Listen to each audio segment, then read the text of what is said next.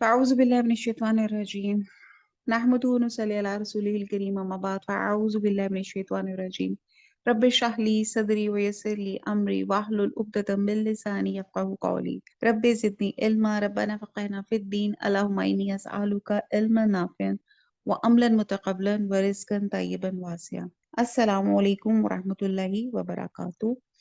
अल्लाह के और उसके रसूल सल्लल्लाहु अलैहि वसल्लम के प्यारे नाम से हम लोग शुरू करते हैं। अल्लाह ताला हमारी इस क्लास में बरकत दे, हमारे घरों में बरकत दे, जो हम टाइम निकाल के अल्लाह के जिक्र को, अल्लाह के कलाम को जानने की कोशिश करते हैं, अपनी जिंदगियों में इम्प्लीमेंट करने की कोशिश करते हैं। अल्लाह ताला हमारी इन कोशिशों को कबूल फरमा और शरह सदर अता फरमा, आमीन। जो हम आयतें पढ़ें अल्लाह ताला इनको इनको हम अपनी जिंदगी में इम्प्लीमेंट कर सकें। जी, सूरह फातिर थी, पारा नंबर 22 था, 2 आयत हो गई थी और तीसरी आयत पे बात हो रही थी सूरह फातिर की। सूरह फातिर जो है, फातिर का मतलब होता है बगैर किसी नमूने के, बगैर किसी सैंपल के एक चीज को इजाद करने वाला। तो वो फातिर कौन है? वो अल्लाह की जात है, जिसने हम इंसानों को, जमीन आसमान को बगैर किसी नमूने के अल्लाह सुब्हाना ताला ने पैदा किया। और वो ही वो जात है कि जिसने इस पूरी कायनात को पैदा किया। वो ही वो जात है कि जब वो चाहेगा इस कायनात को लपेट देगा और जब वो चाहेगा इसी इसी कायनात को दोबारा पैदा कर देगा। तो ये सब अल्लाह सुब्हाना ताला के अख्तियार में है और इंसान एक पपेट, एक उसके पास एक इस दुनिया में थोड़ा सा अख्तियार है, जिसपे अल्लाह ताला ने ये पूरा कुरान उतारा कि अपने इस अख्तियार को, इस मर्जी को अल्लाह के ताबे करोगे तो अल्लाह सुब्हाना ताला और मजीद किन किन ब्लेसिंग्स के साथ नवाजेगा, दुनिया में भी और आखिरत में भी। तो आयत नंबर 3 शुरू करते हैं। आऊज़ु बिल्लाहि मिनश शैतानिर रजीम, बिस्मिल्लाहिर रहमानिर रहीम। या अय्युहन नासु, ए लोगो, अस्करू, अस्करू जिक्र करो, नेमत अल्लाह की, अल्लाह की नेमत का, अलैकुम, अपने ऊपर, हल क्या, मिन खला खालिकिन, मिन खलाकिन अल्लाह ताला पूछ रहे हैं कि क्या कोई पैदा करने वाला है, कोई खल्क करने वाला है, गैरुल्लाही, सवाई अल्लाह ताला के, यरजुकुकुम, वो य मैंने वो और रिस्क और कुम तुम्हें, वो रिस्क देता है तुमको, मिनस्समाई, आसमान से, वल अर्द और जमीन, ला नहीं, इलाहा कोई माबूद, इल्ला मगर हुआ वो, फअन्ना बस कहाँ, तो फकून, तो फकून इफ से है, फिर तुम कहाँ बहके फिरते हो। बा मुहावरा देखते हैं। लोगों, अल्लाह के जो तुम पर एहसानात हैं इनको याद करो। क्या अल्लाह के सिवा कोई और खालिक और राजिक है जो तुमको आसमान और जमीन से रिज़्क़ दे?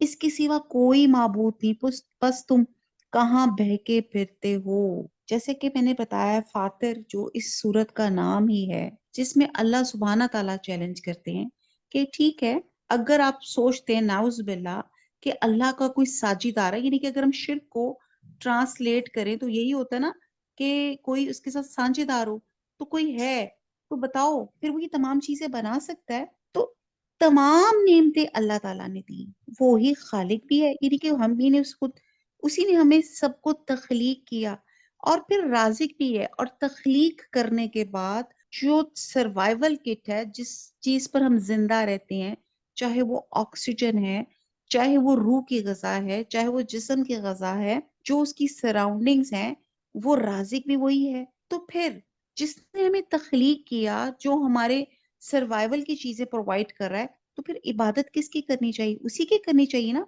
फिर दुआ किससे मांगनी चाहिए? उसी से मांगनी चाहिए। तो किसी और की पूजा करना, किसी और का शुक्रिया शुक्रिया अदा करना, तो क्या ये एहसान फरामोशी नहीं है? इसको नमक हरामी नहीं कहते? तो अल्लाह ताला बड़े प्यार से यहाँ पे शिकवा करें, फअन्ना तो फकून, तुम फिर कहाँ बह के फिरते हो। जैसे हमने सूरह फातिर का आगाज किया, फातिर का मफहूम देखा, फिर फरिश्तों की सिफ्त जो थी, जो यहाँ पे हमने आयत नंबर 2 में भी हमने पढ़ी, और आयत नंबर 1 में पढ़ी, और फिर आयत नंबर 2 में अल्लाह सुब्हाना ताला ने बारिश का जिक्र किया और वही इलाही का जिक्र किया कि रहमत मादी की जो शक्ल बारिश اور روحانی شکل وہی الہی ہے۔ اب یہاں پہ آیت نمبر 3 میں اللہ سبحانہ تعالیٰ فرما رہے ہیں کہ آسمانوں سے جو بارش نازل ہوتی ہے، جو زمین میں جذب ہو کر سب جانوروں کی روزی اور ان کی زندگی کا بقا کا ذریعہ بنتی ہے۔ اگر ہم اس واٹر سائیکل کو غور سے دیکھیں تو ہمیں پتہ چلتا ہے کہ کتنی چیزیں ہیں جو اللہ تعالیٰ نے اس کی خدمت میں لگائی ہوئی ہیں، تب جہاں کے بارش برستی ہے۔ اب آپ دیکھیں کیسے ہے، اللہ سبحانہ تعالیٰ نے قیامت تک کے لیے پوری دنیا کے جتنا ضروری تھا پانی اللہ تعالیٰ نے اتار دیا۔ اب اگر ہم 2 مہینے 3 مہینے کا پانی سٹور کر لیں تو آپ دیکھتے ہیں کہ اس میں تعفن پڑ جاتا ہے، اسمیل پڑ جاتی ہے، خراب ہو جاتا ہے، اور اس میں پتہ نہیں کیا کیا کچھ ہو جاتا ہے۔ تو اللہ تعالیٰ نے قیامت تک کا پانی اس دنیا میں اتار دیا، لیکن سبحان تیری قدرت کے کہ فَبِأَيِّ آلَاءِ رَبِّكُمَا تُكَذِّبَانِ، کہ اللہ تعالیٰ نے اس پانی کو کہیں گلیشیئرز کے سلسلے میں سٹور کیا ہوا ہے، اس کو کہیں کلاؤڈز کی شکل میں سٹور کیا ہوا ہے، اور پھر جہاں دریا، جھیلیں اور پتہ نہیں کیا کیا، کس طرح اللہ تعالیٰ نے اس پانی کو تہہ زمین میں بھی سٹور کیا ہوا ہے۔ اور پھر جب اللہ تعالیٰ کا وہ سسٹم چلتا ہے جس کو ہم سائنس میں واٹر سائیکل پڑھتے ہیں، وہ دریاؤں میں سے وہ پانی جو ہے ویپرز بن کر اوپر اٹھتا ہے، اس کے کلاؤڈز بنتے ہیں، پھر وہی ویپرز اکٹھے ہو کے کلاؤڈز بنتے ہیں جس میں منو پانی اکٹھا ہوتا ہے، پھر اللہ تعالیٰ ہوائیں چلاتا ہے اور جہاں جہاں بارش کی ضرورت ہوتی ہے وہاں پہ وہ پانی برستا ہے، اور پانی برس کے پھر دوبارہ ندی نالوں میں چلا جاتا ہے۔ سبحان اللہ۔ تو آپ یہ دیکھیں کہ یہ تمام کام اللہ کے قبضے قدرت میں ہے۔ یہاں پہ کوئی ریسرچ کسی نے کی، اس نے بارش بنائی، سائنٹسٹ نے ویسٹ میں نا، تو انہوں نے اور ان کا دیکھے جی ہم نے بھی بارش بنا دی۔ اب انہوں نے جو بارش بنائی، جو انہوں نے جو بھی ایویپوریشن کے ساتھ جو بھی سسٹم بنایا، وہ سسٹم بنایا تو وہ ٹو دی سرٹن ایک ایریے میں تھا، وہیں پہ بارش ہوئی، بات ختم ہو گئی، کلیپنگ ہوئی، واو جی ہم نے تو بارش بنا لی۔ لیکن اللہ کی قدرت دیکھیں، اللہ تعالیٰ کہاں کہاں بارش برساتے ہیں۔ تو پھر آپ یہ دیکھیں کہ آپ آیت کے ساتھ ساتھ ٹیکسٹ پہ بھی غور کریں کہ اللہ تعالیٰ نے کتنی خوبصورت طریقے سے دلیلوں کے ساتھ تمام چیزیں واضح کرتے ہیں کہ اللہ وہ ذات ہے جس نے ہم پہ اتنے احسانات کیے، کس طرح اللہ تعالیٰ نے آسمان سے پانی برسا کے پھر اس کی وجہ سے آپ دیکھیں ہر گروتھ، تمام طرح کی نمو جو ہوتی ہے یہ ساری آپ کی بارش کی وجہ سے ہوتی ہے۔ پھر آپ یہ دیکھیں کہ اب اللہ تعالیٰ چیلنج کر رہے ہیں کہ اچھا اگر نعوذ باللہ آپ لوگوں کے خیال میں کوئی اور اللہ کے علاوہ کوئی اور ہستی ہے تو ذرا یہ سب کام کر کے دکھائیں، کوئی چیز تخلیق کر کے دکھائیں، یہ بارش نکال کے دکھائیں۔ تو یہاں بات کی جا رہی ہے کہ روزی تو اللہ کی کھاتے ہو، عبادت کیا اللہ کے علاوہ کسی اور کی کریں تو یا دوسروں کو بھی اس کی عبادت میں شریک کریں؟ لہٰذا اے مشرکین مکہ کچھ بتاؤ تو صحیح، تمہارے عقلوں کو یہ پھر کہاں سے لگ جاتا ہے، کہاں سے تم لوگ بہک جاتے ہو؟ تو اللہ تعالیٰ یہاں پہ بڑے مدلل انداز میں اپنی دلیل پیش کر رہے ہیں۔ تو اور وہی جیسے میں اکثر کہتی ہوں کہ پورے قرآن کا خلاصہ جو ہے سورہ فاتحہ میں ہے، اور پورے قرآن کا خلاصہ آگے سے کیا ہے، ایاک نعبد و ایاک نستعین، کہ ہم صرف تیری ہی عبادت کرتے ہیں اور تجھ ہی سے مدد مانگتے ہیں۔ تو پھر اللہ تعالیٰ پوچھتے ہیں فَأَنَّىٰ تُؤْفَكُونَ، پھر کہاں بہ کے جاتے ہو، روزی اس کی کھاتے ہو اور عبادت کسی اور کی کر رہے ہو۔ آیت نمبر 4 وَإِنْ، اور اگر یُکَذِّبُوکَ، قذب سے ہے، قذب کہتے ہیں جھٹلانے کو، یہ وہ کا تجھے، وہ جھٹلائیں گے تجھ کو، فاقد بس تحقیق، کذبت جھٹلائے گے، رسول کئی رسول، من قبل کا تجھ سے پہلے، وعلی اللہ اور طرف اللہ کی، ترجعو رجوع کریں گے، الامور سب کام۔ با محاورہ دیکھتے ہیں آیت نمبر 4 اے پیغمبر صلی اللہ علیہ وآلہ وسلم اگر یہ لوگ تم کو جھٹلائیں تو تم سے پہلے بھی پیغمبر جھٹلائے گئے ہیں، اور سب کام اللہ ہی کی طرف لوٹائے جائیں گے۔ اب یہ مضمون جو ہے قرآن میں بہت دفعہ ریپیٹڈلی آیا ہے، اور اکثر مکی صورتوں میں آیا ہے، تو غلط نہ ہوگا کہ آپ صلی اللہ علیہ وسلم نے 13 سال مکی دور میں کفار مکہ سے ڈٹ کر انہوں نے آپ کی مخالفت کی اور انتہائی آپ کو تکلیف پہنچائی، انتہائی آپ کے اور اسلام کے خلاف انہوں نے اوچھے اوچھے ہتھ کنڈے استعمال کیے، آپ کی تکذیب کرتے رہے، آپ کا مذاق اڑاتے رہے، کبھی ساحر، کبھی جادوگر، کبھی کس کس خطاب سے نوازتے رہے۔ جبکہ مسلمانوں کو صرف یہ حکم تھا یہ سب باتیں صبر اور تحمل سے برداشت کریں۔ البتہ اللہ تعالیٰ کی طرف سے بار بار پیغمبر اسلام مسلمانوں کی تسلی اور حوصلہ افزائی کے لیے ایسے جملے نازل کرتا رہا، اللہ تعالیٰ تسلی دیتا رہا کہ گھبرانے کی بات نہیں ہے، حق اور باطل کی کشمکش میں پہلے بھی رسولوں کے ساتھ ایسا ہی ہوتا آیا، اور ایسا ہی، اور کسی بھی بات کا فیصلہ اور انجام ان لوگوں کے ہاتھ میں نہیں، بل سب کاموں کا انجام اور فیصلہ اللہ کے ہاتھ میں ہے، لہٰذا اطمینان رکھیے، اللہ پہ توکل رکھیے۔ یہاں پہ حضور صلی اللہ علیہ وسلم کو اس آیت میں تسلی دی جا رہی ہے کہ کیوں یہ ہسٹری، کیوں قرآن میں پچھلے واقعات بیان کیے گئے، کہ پچھلے کیا حضرت نوح علیہ السلام کی اگر بات کریں 950 سال، 950 سال، اتنی تو آج کے انسان کی عمر تو 100 تک پہنچنے کے قابل نہیں ہوتا، اتنے سال انہوں نے تبلیغ کی، تو گن کے 72 سے 80 لوگ جیسے اسکالرز کہتے ہیں وہ لوگ مسلمان ہوئے، وہ ایمان لے کر آئے۔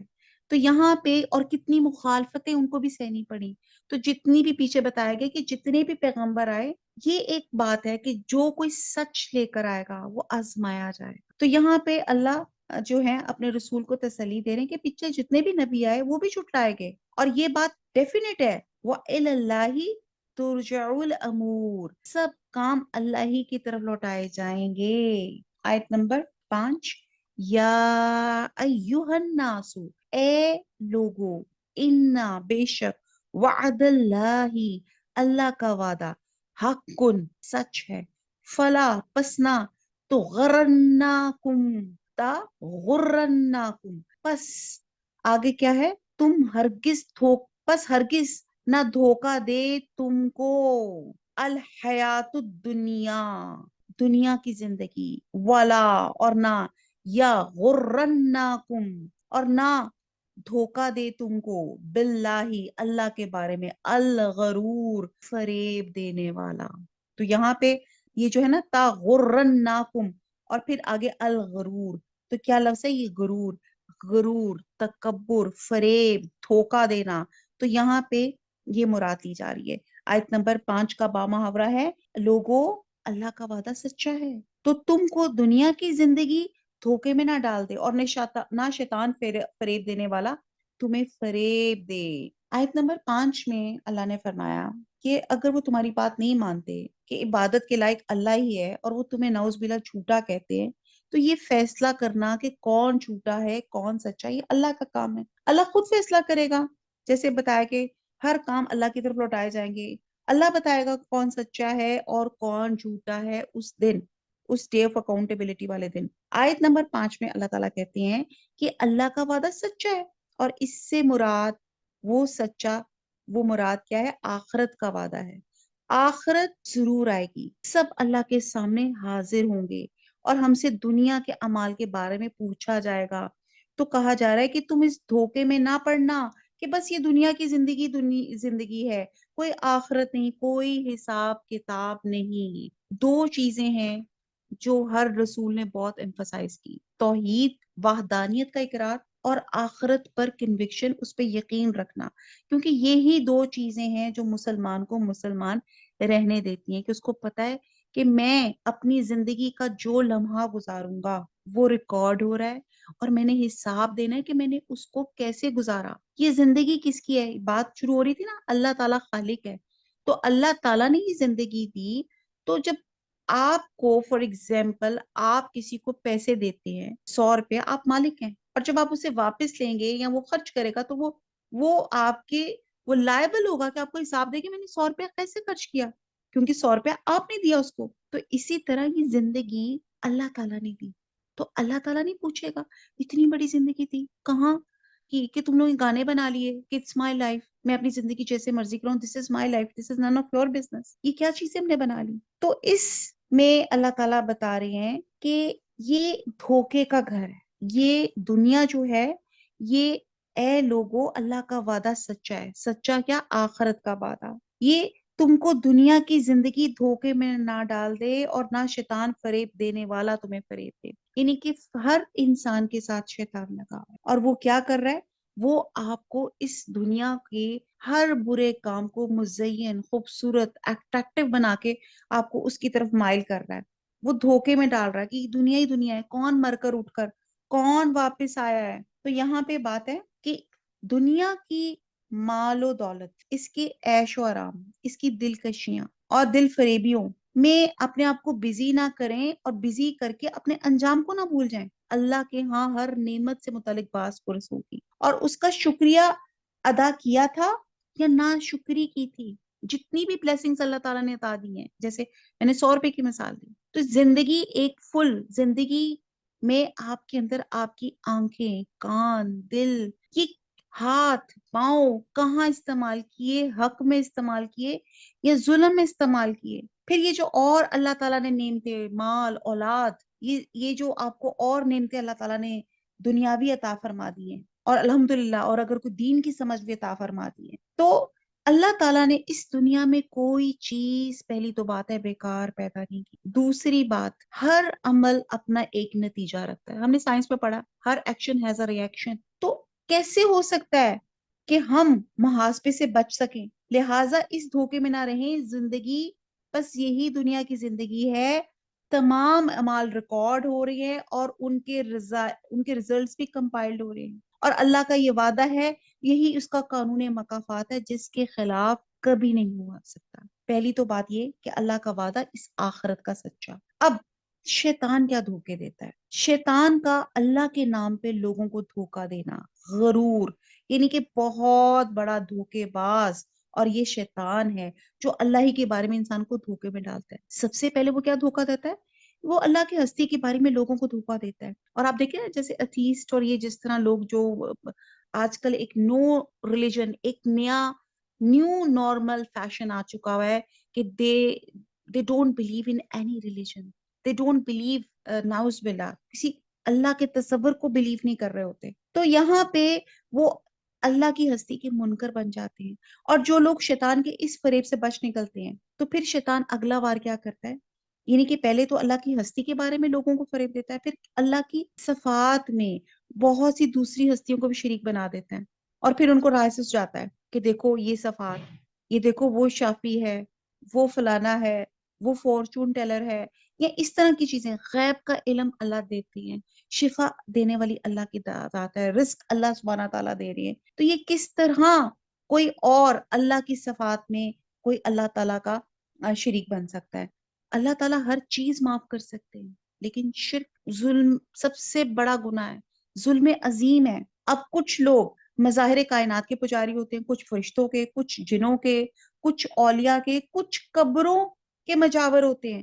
ہر دور میں شیطان انہیں شرک کی نئی نئی راہیں سجاتا ہے کہ اس کو بنا لو، اس کو اللہ کے شریک بنا لو، اس کو بنا لو. اور پھر جو لوگ اس فریب سے، اللہ کی ان صفات کے فریب سے جو لوگ بچ جاتے ہیں، تو پھر آگے سے پٹی یہ پڑھاتا ہے کہ چلو گناہ کر بھی لیا نا، اللہ بڑا غفور ہے، اللہ بڑا رحیم ہے، ابھی بڑی زندگی پڑی ہے، ابھی توبہ طائب کر لیں. اسی طرح شیطان لوگوں کو اللہ اور اس کے عذاب کے سے نڈر اور گناہوں پہ جری بنا دیتا ہے، جو سب سے خوفناک بات ہے. پہلی دفعہ جرم کرنا بہت مشکل ہوتا ہے. آئی ریمبر جب میرے بچے تھے، تو میں بڑی پہلی بچی کے ساتھ بہت ڈیسنٹ لینگویج اور یہ وہ بہت خیال رکھنا کہ بھئی مینرزم، لینگویج کے سلسلے میں بھی کہ اچھی زبان بولنے. 1 سے 2، پھر 2 سے 3 بچے ہوئے، تو پھر آپ کی زبان تھوڑی سی کھل جاتی ہے، یعنی کہ تھوڑی سی، بچے جو تنگ اتنا کرتے ہیں تو ہاتھ بھی کھل جاتا ہے، تھپڑ بھی لگنا شروع ہو جاتے ہیں، آپ کی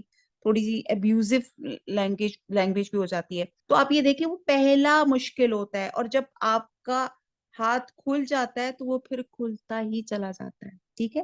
تو بات یہ ہے کہ اسی طرح جب انسان ایک گناہ کرتا ہے، پہلے گناہ میں، پہلے جھوٹ میں اس کو تھوڑا سا ضمیر ملامت کرتا ہے، تھوڑا سا اس کو ندامت ہو رہی ہوتی ہے، تھوڑی سی ہیزیٹیشن ہوتی ہے، اور شیطان ہماری وہی ہیزیٹیشن ختم کرتا ہے.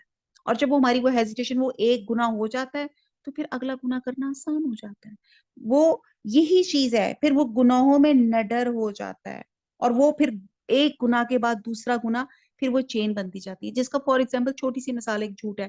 پہلا جھوٹ، جی یہ سوٹ کہاں سے لیا؟ پہلا جھوٹ. اب آپ نے کہیں سے لیا، آپ نے کہا جی میں نے فلانے مال سے، فلانی جگہ سے، فلانی برانڈ کا لیا ہے. اچھا جی، اگلا کتنے کا لیا؟ اب آپ بتانا نہیں چاہ رہے. اب اگلا بندہ بھی آپ کو جھوٹ پہ مجبور کرتا جا رہا ہے. اب آپ نے سیل میں لیا یا whatever it's first copy یا واٹ ایور، لیکن آپ نے وہ سوٹ کا بھرم رکھنے کے لیے اگلا جھوٹ بول دیا، ہاں جی میں نے تو اتنے کا لیا. پھر تیسرا، یعنی کہ اٹ کیپ گوئنگ آن، یعنی کہ وہ پھر جھوٹ نہیں ہوتا، وہ جھوٹ کی ایک چین بن جاتی. تو اس لیے آپ دیکھیں کہ گناہ اپنے ساتھ مزید گناہوں کے جراثیم، جس کو کہتے ہیں نا کنٹیجیس قسم کے، وہ پھر وہ لے کر آتا ہے. تو یہاں پہ یہ چیز بات کی جا رہی ہے کہ گناہوں میں آپ کو شیطان آپ کو دلیر بنا دیتا ہے. اور پتہ ہے اللہ تعالیٰ نے صاف کہہ دیا کہ دنیا کیا ہے، یہ دھوکے کی جگہ ہے. اور آیت نمبر 6، ان الشیطان، ان بے شک، الشیطان شیطان، لکم لیے تمہارے، عدوٌ عدو دشمن ہے، فاتخذوہ فا پس اخذ کرنا ہو، پس سمجھو تم اس کو عدوً دشمن، انما اس کے سوا کچھ نہیں کہ یدعو دعا سے ہے، ندا سے ہے، پکار سے ہے، وہ بلاتا ہے، حزبہو، حزب کہتے ہیں گروہ کو، جماعت کو، تو حزبہو اپنے گروہ کو، لی یکونو تاکہ وہ ہوں، من اصحابی تاکہ وہ ہوں رہنے والے، السعیر سعیر دوزخ کے. تو آیت نمبر 6 کا بامحاورہ یہ ہے، شیطان تمہارا دشمن ہے، تم بھی اسے دشمن ہی سمجھو. وہ اپنے فالوورز یعنی کہ اپنے پیروں گروہ کو بلاتا ہے تاکہ وہ دوزخ والوں میں ہوں. اب آپ دیکھیں آیت نمبر 3 میں اللہ تعالیٰ نے ہمیں فرمایا، لوگوں تم پہ اللہ کے جو احسانات ہیں انہیں یاد رکھو. ٹھیک ہے، ہم عام طور پہ کیا یاد رکھتے ہیں؟ جو ہمارے پاس ہوتا نہیں ہے، جس کی محرومی ہوتی ہے. دن رات اٹھتے بیٹھتے اسے یاد کرتے ہیں. اللہ کا حکم کیا ہے کہ اللہ کی نعمتوں کو یاد کرو، دل میں بھی اور دوسروں کے ساتھ بھی. آپ دیکھیں جب دو لوگ بیٹھتے ہیں، جب آپ کسی کے گھر ملنے جاتے ہیں تو وہ کیا کرتے ہیں؟ حال چال پوچھتے ہیں، پھر گفتگو شروع ہوتی ہے، اور عموماً کن چیزوں پہ بات شروع ہوتی ہے؟ پریشانیوں پہ. وہ کام ایسا نہیں ہوا، وہ پریشانی، یہ دکھ ہو گیا، یہ بڑی ٹینشن ہے، یہ سب چیزیں ہیں. تو یہاں اللہ تعالیٰ بتا رہے ہیں کہ جو شخص اللہ کی نعمتوں کو یاد کرتا ہے، اس کا ذکر کرتا ہے، اس کا شکر ادا کرتا ہے، تو اللہ اس کی دوسری کمی کو بھی پورے کر دیتے ہیں. اور نہ شکرہ جو ہوتا ہے اس سے وہ چیز چھین لی جاتی ہے جو اس کے پاس نہیں ہے. تو یہاں جو آیت نمبر 6 میں بتایا گیا کہ شیطان بہت بڑا دشمن ہے. ٹھیک ہے جی. اب آپ دیکھیں، آپ کو یہ پتا ہے کمرشلزم کیا ہے؟ کمرشلزم میں آپ کوئی بھی کمرشل اٹھا کے دیکھ لیں، اس میں سب سے پہلے آپ کو ایک فکر دیں گے، ایک پریشانی، ایک تھاٹ دیں گے. تھاٹ کیا دیں گے؟ او ہو، آپ نے ایڈ دیکھا ہوگا اس کا، ہیڈ اینڈ شولڈر کا، خشکی، ڈینڈرف گر گیا، بہت پریشانی، امبیرسمنٹ، او ہو موٹا ہو گیا، او ہو یہ بال خراب ہو گئے، او ہو رنکلز آ گئی. یعنی کہ وہ دکھا کے پھر وہ پروڈکٹس بیچی جاتی ہے کہ یہ دیکھو یہ پریشانی تھی نا، تو پہلے پریشانی اور پھر اس کے بعد اس کی پروڈکٹ کو بیچا جاتا ہے. تو دس از کالڈ، اور یہی کمرشلزم، یہی شیطان کا آپ کا وار ہے کہ شیطان تمہارا دشمن ہے. اور اللہ تعالیٰ کہہ رہے تم بھی اس کو دشمن سمجھو. وہ اپنے گروہ کے گروہ بلاتا ہے، گروپس بلاتا ہے تاکہ وہ دوزخ والوں میں ہو. اب کیا ہوا شیطان کی، اگر ہم شروع سے ان شارٹ ایک سٹوری آپ لیں تو کیا تھی؟ کیا اللہ تعالیٰ فرماتا ہے لوگوں تم شیطان کے فریب میں نہ ہو، اس کی ایک بھی بات نہ ماننا، وہ پہلے دن سے تمہارا دشمن ہے، لہٰذا تم اسے دشمن ہی سمجھو. اس میں تمہاری عافیت ہے، وہ کبھی تمہارا دوست نہیں بن سکتا. وہ شرکیہ عقائد، بدعات بڑے خوبصورت انداز میں پیش کرے گا، اور ایسے طریقے سے پیش کرے گا کہ آپ کو لگے گا کہ بدعت کیا ہوتی ہے کہ آپ دین میں ایسا کام کر رہے ہو تو لگتا ہے آپ کو بہت ثواب مل رہا ہے، اور آپ بہت ثواب کرنے کے چکر میں اللہ سے بہت دور ہوتے جاتے ہیں. تو یہاں پہ اس کا اولین مقصد ہے وہ اکیلا دوزخ میں نہ جائے، بلکہ جنوں اور انسانوں کی کثیر تعداد کو اپنا ساتھی بنا کے اپنا ہمراہ دوزخ میں لے جائے. اب یہاں سے سٹوری شروع ہوتی ہے حضرت آدم علیہ السلام کی. اللہ سبحانہ تعالیٰ نے حضرت آدم علیہ السلام کو بنایا. آدم علیہ السلام کو میں کٹ شارٹ کر کے کہہ رہی ہوں. تو اللہ تعالیٰ نے کہا کہ یہ میری تخلیق ہے، ہر چیز اللہ کی تخلیق ہے، پر اللہ تعالیٰ نے کیونکہ حضرت آدم انسان کو اشرف المخلوقات، تمام مخلوقات سے افضل کا درجہ دینا تھا، تو اللہ سبحانہ تعالیٰ نے کہا چلو بھی اس کو سجدہ کرو. تو جس میں شیطان نے انکار کر دیا، حالانکہ وہ بھی اللہ کی تخلیق تھی. تو اب آپ یہ دیکھیں کہ اس نے 3 4 جو کرائمز کیے تھے، پہلا کرائم کیا کیا تھا؟ انا خیر منہ. شیطان نے کہا، شیطان بہت ایک جن تھا لیکن اس نے بہت زیادہ عبادت کر کے اپنے آپ کو فرشتوں کی صف میں شمار کر لیا تھا. اور جب اللہ تعالیٰ نے کہا فرشتوں کو کس کو سجدہ کرو، تو پھر جن نے انکار کیا، کیا کہہ کے انا خیر منہ، میں اس سے اچھا ہوں. کیا کیا؟ تکبر کیا. دوسرا کرائم کیا کیا؟ دنیا کا جو پہلا کرائم تھا تکبر، میں اس سے اچھا ہوں. دوسرا تکبر، نافرمانی کی، یعنی کہ اللہ کی بات کو ڈس اوبے کیا. آپ سوچ سکتے ہیں، مجھے تو سوچنے میں لرزہ طاری ہو رہا ہے، میرے گوز بمس ہو رہے ہیں کہ اللہ نے حکم دیا اور اللہ کے حکم کا انکار کر دیا. تیسرا اس نے کام کیا کیا کہ جب اللہ کے حکم کا انکار کر دیا تو اللہ تعالیٰ کو بلیمنگ گیم شروع کر دی. اللہ تعالیٰ، آپ نے میری قسمت پہ لکھا ہوا تھا کہ میں سجدہ نہ کروں، ورنہ اس وجہ سے کیا، ورنہ تو شاید میں کر ہی لیتا. اور یہی 3 حربے اس شیطان نے، اور جب اللہ تعالیٰ نے اس کی اس ڈھٹائی پہ اس کو جب جنت سے نکالا تو اس نے اللہ تعالیٰ کو چیلنج کیا، اللہ تعالیٰ مجھے چیلنج دیں، مجھے مہلت دیں، مجھے نکالا ہے نا تو میں اپنے ساتھ اور جنوں اور انسانوں کو بھی اس جہنم کا ایندھن بناؤں گا، ان کو بھی میں جنت میں نہیں جانے دوں گا. اور یہی تین سٹریٹجیز کرواؤں گا. کیا؟ تکبر، نافرمانی اور بلیمنگ گیم. آپ دیکھیں آج اگر میں دوپٹہ نہیں لیتی تو میں 7 پلی کا جا کے اس کا دوپٹہ پیچھے کری، اوف کتنے پیارے اسٹریکس کرائی ہوں، واو نائس کلر. بال تو پیچھے کرو، کوئی بات نہیں، پیچھے کرو، کتنی خوبصورت لگ رہی ہو، دکھاؤ تو صحیح، اللہ نے حسن دیا تو دکھاؤ. کیا ہے؟ انہیں کا ہم جسٹیفائی کر رہے ہوتے. جب میں نے کچھ دوپٹہ نہیں لیا تو میں دوسرے کا بھی دوپٹہ پیچھے کر کے کہوں گی، میں جسٹیفائی ہو جاؤں گی، تم نے نہیں لیا میں نے لیا، اٹس اوکے. یوں لگا کہ اب یہ لیگل ہو گیا، اٹس اوکے. چاہے حرام چھوٹا ہو، ناجائز چھوٹا ہو، چھوٹا وہ ناجائز ہی ہوتا ہے. اب کیا ہوا؟ اب یہ شیطان نے راہ سکھا دی، نافرمانی کی، تکبر کی. پھر اگر وہ آپ نے کر لیا تو بلیم کر دیا، ہاں میں نے تو کرنا تھا، میں تو بس اس کے کہنے پہ آ کے میں نے دوپٹہ پیچھے کر لیا. تو آپ دیکھ لیں، یہ میں ایک چھوٹی سی مثال ایک دوپٹے کی دے رہی ہوں. آپ دنیا میں کوئی بھی نیکی کے کام پہ آپ بڑھتے ہیں تو کیا ہوتا ہے؟ یہ شیطان آپ کے خیالات میں حاوی ہو کے وہ آپ کو وہ کام کرنے ہی نہیں دیتا، اور وہ لگتا ہے اس طرح آپ کے خیالوں میں چھا جاتا ہے اور آپ کے دل و دماغ میں چھا جاتا ہے کہ وہ کام آپ شیطان اللہ کی مرضی کے بجائے اس شیطان کے آپ پپٹ بن جاتے ہیں، اس کے ہاتھوں اس کا آپ ریبوٹ جو ہے اپنا ریبوٹ شیطان کے ہاتھوں میں پکڑا دیتے ہیں. تو آیت نمبر 6 میں ہے کہ شیطان تمہارا دشمن ہے، تم بھی اسے دشمن سمجھو. کیوں نہیں ہم دشمن سمجھتے؟ جس نے اللہ کو چلے آج دنیا میں ہمیں کوئی ڈیئر کرے، ہم کہیں گے اچھا ڈیئر کرتے ہو مجھ سے کہہ کے کہاں جاؤ گے؟ آج کل بچوں میں دیکھیں نیو فیشن ہے، ڈیئر کرتے ہیں، یوں کر لیں، اس کو یوں کر لیں، فلانے کو یوں کر لیں، وہ فوراً ڈیئر قبول کریں گے. تو یہ ڈیئر کیوں نہیں قبول کرتے اپنے، اور ہم بچوں کو دیں ڈیئر؟ ہم نے شیطان کی چالوں میں نہیں آنا، اور اس نے گروپس رکھے ہوئے ہیں ہمیں اس کو کرنے کے لیے، ڈی ٹریک کرنے کے لیے اللہ کے راستے سے. آیت نمبر 7 ہے، الذین، وہ لوگ، کفرو، جنہوں نے کفر کیا، لہم، ان کے لیے، عذاب شدید، عذاب سخت، والذین، اور جو لوگ، آمنو، جو ایمان لائے، وعاملوا الصالحات، اور عمل کی صالحات نیک، لہم، ان کے لیے، مغفرات، بخشش ہے، واجر، اجر ہے، کبیر، بہت بڑا. آیت نمبر 7 کا با محاورہ، جنہوں نے کفر کیا ان کے لیے سخت عذاب ہے، اور جو ایمان لائے اور نیک عمل کرتے رہے ان کے لیے بخشش اور بڑا ثواب ہے. اب یہاں اللہ سبحانہ تعالیٰ نے اس کا شیطان کا بتا کے، اللہ کی بڑی خوبصورت حکمت ہوتی ہے. ساتھ ساتھ پھر اللہ تعالیٰ جہاں ہمیں وہ اس طرح کی شیطان اور جہنم اور اس طرح کا ذکر، ساتھ ساتھ پھر ساتھ اللہ تعالیٰ گلیڈ ٹائڈنگ سے دیتے ہیں، خوشخبریاں دے دیتے ہیں. کیا؟